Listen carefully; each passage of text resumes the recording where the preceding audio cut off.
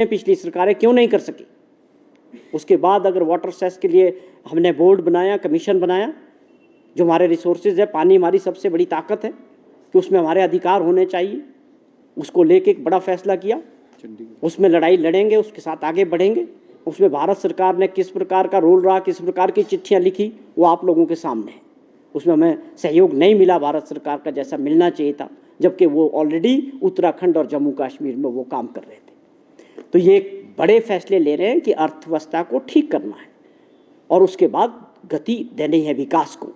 और भी बहुत सारे जो फजूल खर्चे होंगे उसके ऊपर अंकुश लगा के हमारे मुख्यमंत्री जी ने और सरकार ने प्राथमिकता तय कर दी है कि हमको पहले अपने रिसोर्सेज को बढ़ाना है।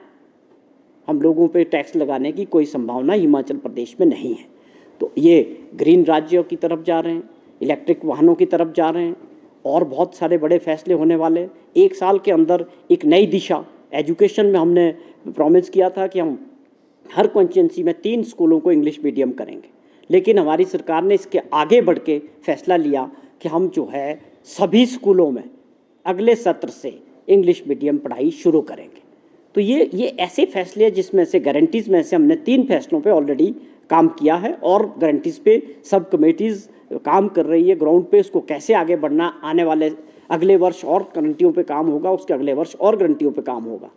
तो ये 4 साल का लक्ष्य है कि हम गारंटियों से भी आगे बढ़ के काम कर रहे हैं। जो प्रोमिसेस नहीं किए उस पर भी काम हो रहा है। एग्जाम्पल के तौर पर मुख्यमंत्री जी ने आने वाले बजट के लिए एक और इंडिकेशन दिया कि ऐसे परिवार जहाँ पर जेंट्स की डेथ हो जाती है और वहाँ विडो रह जाती है और उसके बच्चे रह जाते हैं, ऐसे 1 लाख के करीब ऐसे बच्चे हैं जो विडो के बच्चे होंगे, उनको सरकार पूरा पढ़ाई का खर्चा हमारी सरकार देगी।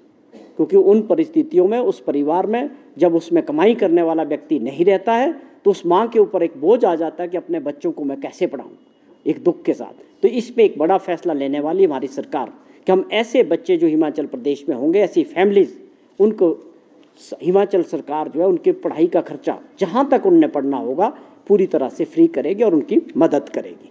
और बहुत सारी योजनाओं पे काम हुआ, सुखाश्रय में काम हुआ, वहाँ लोगों को बेनिफिट्स मिलने शुरू हुए।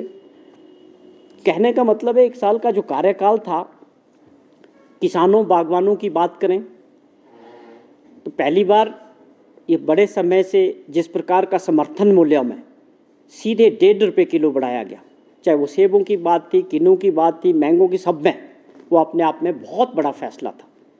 या किलो के हिसाब से सेब बेचने की जो बात हमारे बागवान कई वर्षों से करते थे, हमारी सरकार ने उसको करके दिखाया।